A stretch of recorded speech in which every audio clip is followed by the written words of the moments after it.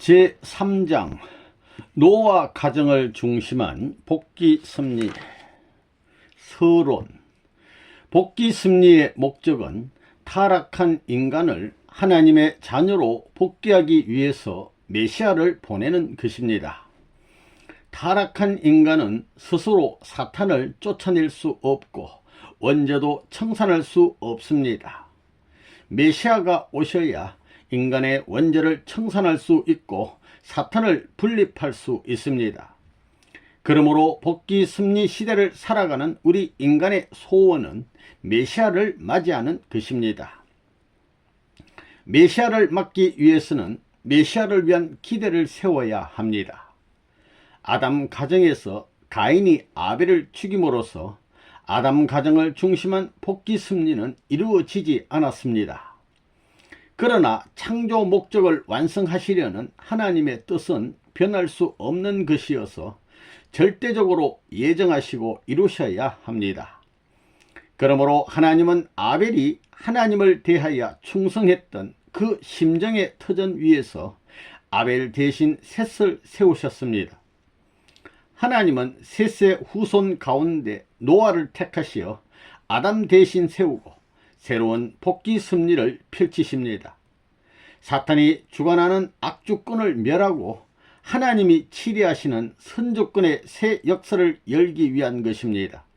그때가 말세입니다. 창세기 6장 13절에 하나님이 노아에게 이르시되 모든 혈육 있는 자의 강포가 땅에 가득하므로 그 끝날이 내 앞에 이르렀으니 내가 그들을 땅과 함께 멸하리라고 하신 말씀대로 홍수 심판을 하신 것을 보면 노아 때도 말세였습니다. 1. 메시아를 위한 기대. 노아 가정도 아담 가정처럼 메시아를 맞이하기 위해서 메시아를 위한 기대를 세워야 합니다. 타락한 인간이 창조 본연의 인간으로 복귀하기 위해서는 반드시 메시아를 만나야 하기 때문입니다. 메시아를 만나려면 반드시 메시아를 위한 기대를 세워야 합니다. 그 이유는 메시아를 위한 기대가 없으면 타락한 인간이 오신 메시아를 죽이기 때문입니다. 따라서 타락한 인간이 해야 할 일은 반드시 메시아를 위한 기대를 세우는 것입니다. 아담이 본연의 창조 목적을 완성한 인간이 되기 위해서는 믿음의 기대를 세우고 실체 기대를 세워야 합니다. 믿음의 기대와 실체 기대는 아담 해와가 타락했기 때문에 세우는 것이 아니라 원래 아담과 해와가 실천해야 할 하나님의 원리적인 노정이었습니다. 그 중에서 종적인 노정이 믿음의 기대이고 횡적으로 이루어야 할 노정이 실체 기대입니다. 믿음의 기대는 하나님과 하나 되는 것이고 실제 기대는 천사장과 만물 세계를 주관하는 주인이 되는 것입니다. 믿음의 기대를 이루기 위해서 하나님은 아담과 해와에게 선악과를 따먹지 말라는 말씀을 주었습니다.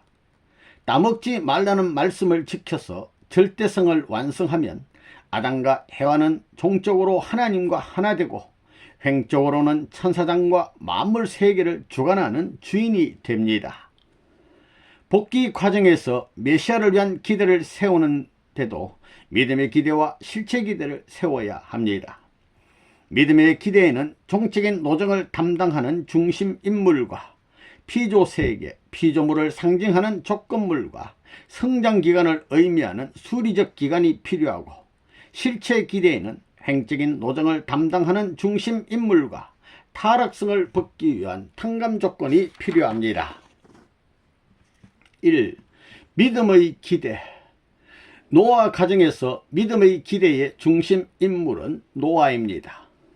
조건물은 상징물을 말하는데 방주가 그 조건물이 됩니다.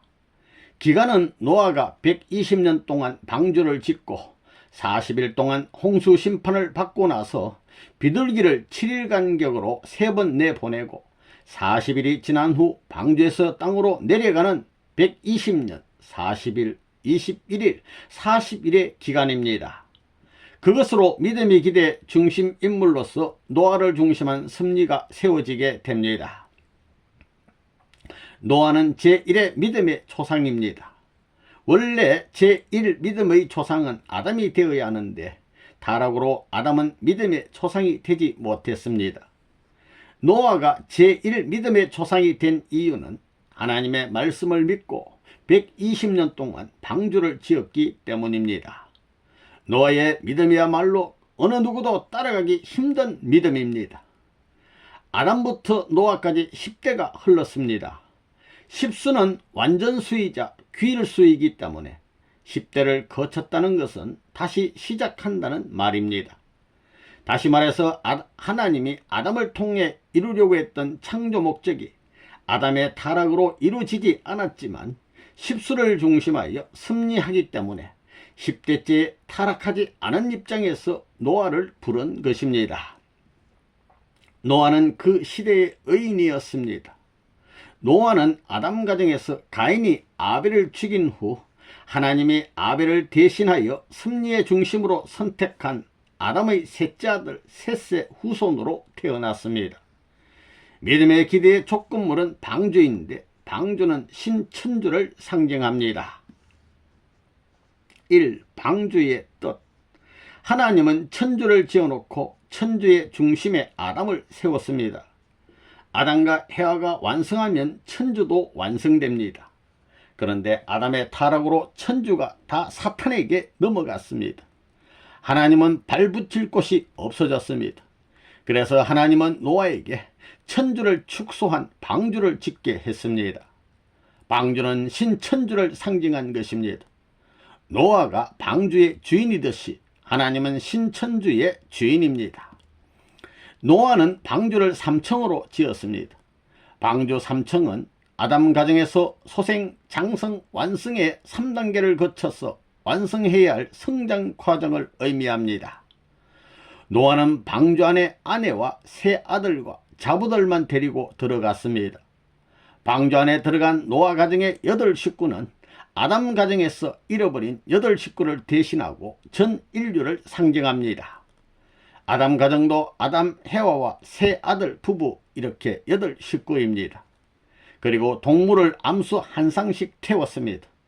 그것은 만물 세계를 상징합니다. 그렇게 볼 때 노아 가정에서 믿음의 기대의 조건물인 방주는 신천주를 상징합니다. 이 40일 홍수 심판. 노아 가정은 40일 동안 홍수 심판을 받았는데 홍수 심판은 선악을 분립하는 것입니다. 타락으로 선악의 모체가 된 아담의 두 아들을 놓고 가인과 아벨로 분립한 것처럼 노아 때에도 신천주를 상징하는 방주를 지어놓고 전 인류를 하나님 편과 사탄 편으로 갈랐습니다. 방주 안에 들어간 노아의 8식구는 하나님 편이고 방주 밖의 인류는 사탄 편입니다. 방주 안으로 들어가 문을 닫은 후에 하늘에서 비가 40주야 동안 쏟아졌습니다. 홍수 심판이 벌어진 것입니다. 40일 홍수 심판 이후 40수는 당간복귀 승리 노정에서 믿음의 기대를 복귀하기 위한 사탄 분립수로 꼭 필요한 수가 되었습니다. 40일 금식을 한다든가 40일 동안 냉수 목욕을 한다든가 40일 동안 경배를 한다든가 하는 것은 전부 사탄 분립수를 세우기 위해서입니다. 홍수심판 40일, 노아에서 아브라함까지 400년, 애국고역 400년, 로마 제국 박해시대 400년 등도 사탄을 분립하기 위한 기간입니다. 모세는 40일 금식을 2번이나 하고 시내산에서 하나님에게서 석판을 받았습니다.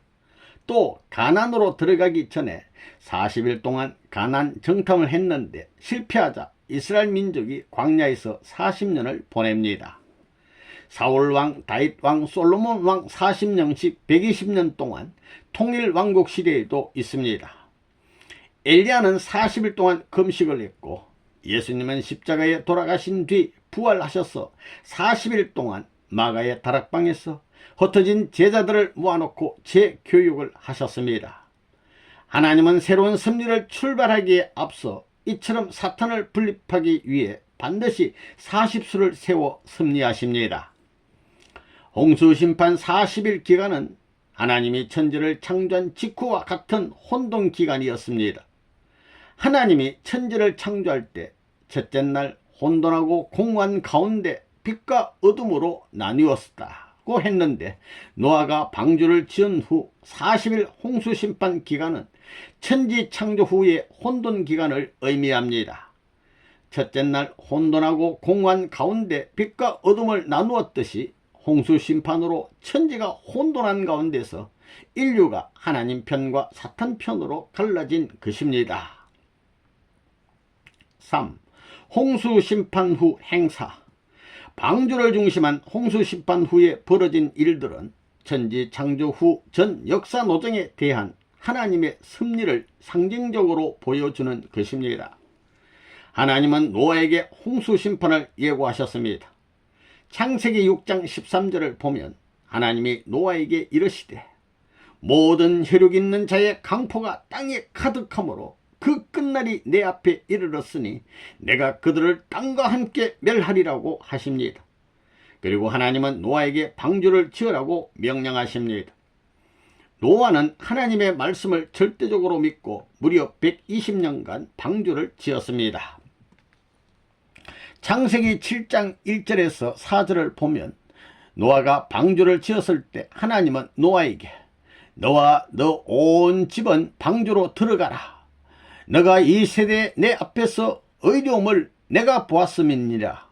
너는 모든 정결한 짐승은 암수 7씩, 부정한 것은 암수 2씩을 네개로 취하며 공중의 새도 암수 7씩을 취하며 그 씨를 온 지면에 유전케 하라. 지금부터 7일이면 내가 40주야를 땅에 비를 내려 나의 지은 모든 생물을 지면에서 쓸어버리리라고 하셨습니다. 노아와 그 식솔들이 방주에 들어간 7일 후부터 비가 오기 시작하여 주야로 40일 동안 쏟아져 내렸습니다.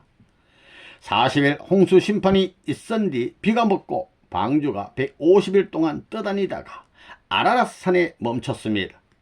그때부터 40일이 지난 다음에 노아는 까마귀를 세상에 내보냅니다. 밖으로 나간 까마귀는 물이 마를 때까지 날아서 방주 주위를 왕래했습니다. 까마귀가 방주를 돈 것은 에덴 동산에서 천사장이 해와의 사랑을 노리고 사탄이 가인과 아벨의 재물을 노린 것과 같은 입장입니다. 까마귀는 사탄을 상징합니다. 사탄과 상대한 세상이 모두 쓰러졌기 때문에 사탄이 발붙일 곳은 노아 가정뿐이었습니다. 그래서 홍수 심판 후 사탄을 상징하는 까마귀가 노아 가정에 들어갈 조건을 찾아 방주를 살펴본 것입니다. 하나님이 창조했기 때문에 사탄이 되었다고 해서 천사장을 쫓아낼 수는 없습니다. 타락한 천사장을 복귀시키는 것이 하나님의 뜻입니다. 그래서 사탄을 상징한 까마귀가 방주 주위를 돌더라도 쫓아버리지 못하고 받아들였습니다. 그 다음에 노아는 7일 간격으로 비둘기를 3번 내보냅니다. 3번에 걸쳐 비둘기를 내보낸 것은 외면상으로는 땅에 물이 말랐는지를 확인하기 위한 것이지만 그 내면에는 천지 창조 후에 전개되는 섭리 역사가 들어 있습니다. 첫 번째 비둘기는 에덴 동산의 아담을 상징합니다. 하나님은 아담을 통해서 창조 이상을 이루려고 했는데 아담의 타락으로 뜻을 이루지 못했습니다. 그래서 첫 아담을 상징한 비둘기는 방주 밖에서 살지 못하고 돌아왔습니다. 노아는 그 비둘기를 쫓아버리지 않고 방주 안으로 받아들였습니다. 아담은 타락해서 에덴 동산에서 추방당했지만 아담을 통해서 이루시려던 하나님의 창조 이상은 절대적이기 때문에 그 뜻을 버릴 수 없다는 것입니다. 노아가 1차로 내보냈던 비둘기가 돌아왔을 때 받아들인 것은 아담을 통해 이루려던 뜻을 받아들인 것을 의미합니다. 7일 후에 두 번째 비둘기를 내보냅니다. 2차 비둘기는 후 아담인 예수님을 상징합니다. 2차 비둘기는 감람나무 잎사귀 하나를 물고 돌아왔습니다. 그것을 놓고 예수님의 십자가 죽음이 이미 예정되었다고 생각하기 쉬운데 예수님의 죽음은 예정된 것이 아닙니다. 예수님이 이 땅에 오시는 것은 살아서 뜻을 이루기 위해서입니다. 노아는 비둘기를 내보낼 때 돌아오지 않기를 바랐습니다. 그런데 돌아온 것은 방주받기에 아직 비둘기가 살 수 있는 환경이 없었기 때문입니다. 감람나무 잎사귀 하나를 물고 왔다는 말은 지금은 살 수 없으나 다음에는 반드시 살 수 있다는 예시였습니다. 그것은 예수님이 십자가에 못 박힘을 예시한 것이 아닙니다. 하나님은 예수님을 내보내기 위해서 아브라함부터 2000년간 준비했습니다. 그 준비한 터전 위에 유대민족을 세우고 유대교를 세워 교법서와 율법서를 준비한 뒤 사가랴 제사장 가정을 중심으로 세례 요한을 보내고 요셉 가정과 마리아를 중심해서 예수님을 보냈습니다. 그렇게 철저히 준비해서 메시아를 보냈는데 그 메시아가 십자가에 못 박혀 돌아가셨습니다. 인간의 불신이 그렇게 만들었습니다. 하나님의 환경을 만들어 놓았지만 인간들이 예수님을 배신한 것입니다. 이차 비둘기가 다시 돌아왔다는 말은 환경이 아직 성숙되지 않았다는 뜻입니다. 그러나 감람나무 잎사귀를 물고 온 것은 다음번에는 반드시 살 수 있다는 예시였습니다. 2차 비둘기는 예수님이 장차 십자가에 돌아가실 것을 예시한 것이 아니라 환경이 문제라는 것을 보여준 것입니다. 7일 후에 세 번째로 비둘기를 내보냈습니다. 3차 비둘기는 제3아담 곧 재림 주님을 상징합니다. 3차 비둘기는 돌아오지 않았습니다. 재림주가 오면 반드시 뜻이 지상과 천상에서 이루어진다는 것을 예시한 것입니다. 노아는 그런 행사를 치르고 방주를 중심해서 믿음의 기대를 세우는 데 성공했습니다. 이 실체 기대. 실체 기대의 중심 인물은 노아의 둘째 아들 함입니다. 실체 기대는 실제 현재를 말하는데 그 조건은 타락성을 붓기 위한 탕감 조건입니다. 조건물이 아니고 조건입니다. 셈은 차자 함의 형이기 때문에 함에게 애중굴통해야 합니다. 가인이 아벨에게 애중굴통함으로써 타락성을 벗기 위한 탕감 조건을 세워야 하듯이 셈도 함을 통해 조건을 세워야 합니다. 함은 아버지 노아와 심정일체를 이루어야만 실체 기대의 중심 인물이 될 수 있습니다. 믿음의 기대의 중심 인물은 아버지 노아입니다. 아버지가 중심이 되어 믿음을 세우고 그 믿음을 차자에게 계승해야 합니다. 그래야 노아가 책임을 다하는 것입니다. 함은 노아가 120년간 닦은 믿음을 계승해야 실체 기대의 중심 인물로서 하나님을 대할 수 있습니다. 아담 가정에서는 아담이 믿음의 기대를 세우지 못했기 때문에 아벨이 아버지의 믿음을 계승할 수가 없었습니다. 그런데 노아 가정에서는 노아가 믿음의 기대를 세웠기 때문에 함은 아버지 노아의 믿음을 계승할 수 있습니다. 방법은 노아와 심정적으로 완전히 일체가 되는 것입니다. 1. 함이 부끄러워한 죄. 어느 날 노아가 포도주를 마시고 취하여 장막 안에서 벌거벗고 누워 있었습니다.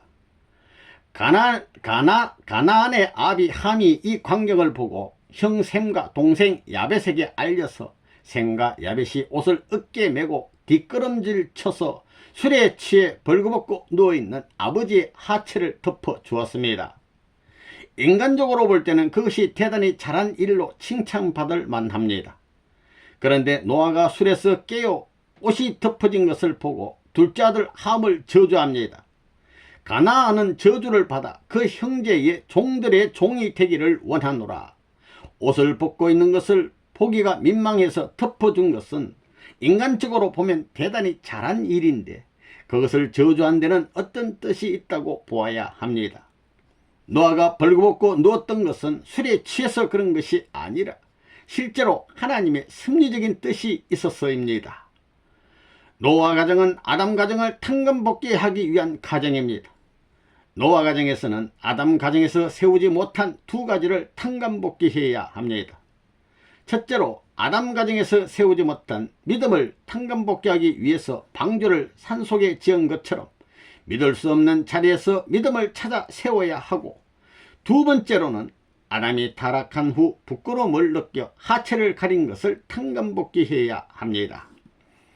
아담은 타락하기 전에는 벌거벗고 있어도 부끄러움을 전혀 느끼지 않았다고 창세기 2장 25절에 기록하고 있습니다. 그런데 선악과를 따먹고 타락한 이후에는 부끄러움을 느껴서 무화과 나무 잎을 엮어 하체를 가리고 나무 사이에 숨었습니다. 노아 가정에서는 이것을 탕감복귀해야 합니다. 타락하기 전에는 벗어도 부끄러움을 느끼지 않았으나 타락한 후에는 벗은 것에 부끄러움을 느껴 하체를 가렸습니다. 부끄러움을 느끼고 가렸다는 것은 타락을 반증하는 행위입니다. 부끄러움을 느끼고 가린 것이 죄가 되었습니다. 그것이 타락의 결과이기 때문입니다. 노아가 벌거벗고 있는 자리에서 함이 하나님 편에 서느냐 사탄 편에 서느냐가 결정됩니다. 노아가 벗고 있을 때 함은 노아와 심정일체가 되어야 합니다. 노아가 벗고 있을 때 함도 자신이 벗고 있다는 마음을 가져야 하는 것입니다. 그런데 타락한 아담이 부끄러움을 느껴 하체를 가리고 나무 사이에 숨었듯이 함도 부끄러움을 느끼고 결국 아버지를 가려줬습니다. 그것이 바로 나는 타락한 후손입니다 하는 자정입니다. 이미 홍수 심판으로 사람들은 모두 죽었기 때문에 노아 가정만 남았습니다. 사탄이 노아 가정으로 들어가기 위해 기회를 엿보고 있었는데 함이 아버지의 벗은 모습을 보고 부끄러움을 느끼자 그것으로 들어갔습니다. 그렇기 때문에 노아는 함의 행동을 보고 저주할 수밖에 없었습니다. 함이 사탄에게 침범할 수 있는 길을 열어줬기 때문입니다. 노아는 사탄과의 관계를 정리하기 위해 무려 120년 동안 방주를 지었는데 함이 순식간에 실수함으로써 그 정성의 기반이 모두 무너져 버리고 만 것입니다. 함이 노아와 심정일체를 이루지 못했기 때문에 결국 실체 기대는 실패했습니다. 죄란 사탄과 상대 기준을 조성하여 사탄이 활동할 수 있는 조건을 성립시킴으로써 사탄과 수수작용을 하여 천법을 위반하는 것입니다. 아담은 타락하기 전에는 벗었으나 부끄러움을 느끼지 않았습니다. 그러나 타락한 후에는 벗은 것을 심히 부끄러워했습니다. 함이 노아의 벗은 모습을 보고 부끄러움을 느낀 것은 사탄에게 너는 나의 후손이다 할 수 있는 조건을 만들어 준 것입니다. 함의 입장에서는 나는 타락한 아담의 후손이다 하고 고백한 것과 마찬가지입니다. 그래서 함은 실체 기대의 중심인물이 되지 못하고 노아 가정에서 메시아를 위한 기대 또한 실패했습니다. 이 부끄러워한 결과 노아 이후부터 인간의 언어가 달라졌습니다. 노아의 자손들은 벽돌로 돌을 대신하고 역청으로 진흙을 대신하여 성읍과 탑을 건설했습니다. 그들은 성과 대를 쌓아 대 꼭대기를 하늘에 닿게 하여 우리 이름을 내고 온 지면의 흩어짐을 면하자고 했습니다. 하나님을 드러내고 하나님을 높이는 것이 아니라 인간의 이름을 내고 인간을 드러내고자 했기 때문에 여호와 하나님이 언어를 혼잡하게 하고 그들을 온 지면에 흩어버렸습니다. 그들은 언어가 통하지 않아서 의사소통이 되지 않자 일에 손발이 맞지 않고 혼란을 일으키다가 각각 분열되고 말았습니다. 에덴 동산의 아담 해와가 완성했으면 아담이 쓰는 말이 인류의 언어가 되고 아담이 세운 전통이 인류의 전통이 되고 아담의 문화가 인류의 문화가 되었을 것입니다. 노아 가정도 마찬가지입니다. 하나님은 오색 인종을 창조하지 않았습니다. 하나님은 아담 해와밖에 창조하지 않았습니다. 백인, 흑인, 황인종 등 오색 인종이 생겨난 것은 하나님 때문이 아닙니다. 하나님이 그렇게 만든 것이 아니라 인간이 언어의 불통으로 인해 단절된 생활을 하면서 제각각 떨어져 한 곳에만 머물러 살다 보니 그렇게 된 것입니다. 살아가는 환경의 일조량에 따라 태양빛을 받는 각도에 따라 인간의 피부 색깔이 달라진 것입니다. 흑인과 백인의 차이점은 피부 색깔로 판단하면 안됩니다. 흑인의 피와 백인의 피가 똑같고 아기 울음소리도 흑인과 백인이 똑같습니다. 슬플 때 눈물 흘리는 것도 똑같고 기쁠 때 춤을 추는 것도 똑같습니다. 이처럼 모든 것이 똑같은데 피부색만 다를 뿐입니다. 피부색이 다른 것은 환경에 따라서 환경의 보호를 받기 위해서입니다. 곤충들이 보호색을 가지고 있는 것과 마찬가지입니다. 인간은 환경에 따라서 외적으로는 변할 수 있지만 근본적으로는 똑같습니다. 흑인은 코가 납작하고 콧구멍이 큽니다. 반면에 백인은 코가 높고 콧등이 좁으며 콧구멍이 작습니다. 코는 외부의 공기를 받아들여 폐로 전달하는 기관이기 때문에 그 구조나 모양이 바깥 공기의 온도에 대처하도록 되어 있습니다. 흑인이 많이 사는 아프리카는 바깥 온도가 인체 온도와 비슷합니다. 외기를 그대로 받아들여도 무리가 없습니다. 그런 환경에서 오랫동안 정착해서 살아온 흑인들은 코가 납작하고 콧구멍이 큽니다. 상대적으로 추운 지방에 사는 백인의 콧등은 높고 그 폭이 좁아서 콧구멍이 작습니다. 추운 지방 사람들은 코가 길어서 터널과 같은 역할을 해줍니다. 찬 공기가 폐로 바로 들어가면 건강에 지장을 주기 때문에 긴 터널을 통과하면서 자기 체온에 맞게끔 공기를 데우는 것입니다. 모두 자기가 사는 환경에 적응할 수 있도록 되어 있습니다. 오색 인종이 하나 된다는 말은 피부색이 하나 된다는 말이 아니라 타락으로 말미암아 잘못된 혈통이 본래의 혈통으로 돌아가 하나 된다는 말입니다. 그렇기 때문에 인류는 한 하나님 안에서 한 형제 자매가 됩니다. 노아 가정은 믿음의 기도는 성공했으나 실체 기도는 함의 실수로 실패했습니다. 따라서 노아 가정에서 메시아를 위한 기도는 실패했습니다. 하나님의 섭리는 다시 아브라함을 찾아 세울 때까지 400년간 연장됩니다. 이 노아 가정이 보여주는 교훈, 노아 가정에서 우리에게 보여주는 원리적 교훈은 하나님의 뜻에 대한 예정은 절대적인데 그것을 이루기 위해서는 인간 책임 분담이 필수적이라는 것입니다. 인간 책임 분담은 상대적 예정이기 때문에 인간이 책임을 하지 못하면 또다시 다른 중심 인물을 세워야 합니다. 그것이 우리에게 주는 원리적 교훈입니다. 그러므로 책임을 진 사람은 책임을 다하도록 노력해야 합니다. 내가 책임을 못하면 그것으로 끝나는 것이 아니라 또다시 섭리가 연장됩니다. 노아 가정이 보여주는 교훈은 절대 자기 생각대로 행동하지 말라입니다. 함은 아버지의 생각대로 하지 않고 자기 생각대로 행동했습니다. 모르면 고민하거나 불평하지 말고 물어보아야 합니다. 그리고 때가 되지 않았으면 때가 될 때까지 기다려야 합니다. 복귀 섭리의 길을 가는 사람의 태도는 온유 겸손하고 인내해야 합니다. 때를 기다려야 하니까 인내하고 언제나 감사하고 기뻐해야 하는 것입니다. 모든 것은 순간에 결정되기 때문에 순간을 귀하게 여겨야 합니다. 그 순간은 내 일생과 연결되고 하나님의 뜻과 연결되어 있기 때문에 내가 순간적으로 실수하면 내 일생의 소망도 하나님의 뜻도 이루어지지 않습니다. 그래서 나 자신의 생활이 대단히 중요합니다. 내가 순간을 승리하면 내 일생도 승리하고 하나님의 뜻도 승리합니다. 이것이 노아 가정이 우리에게 보여주는 교훈입니다.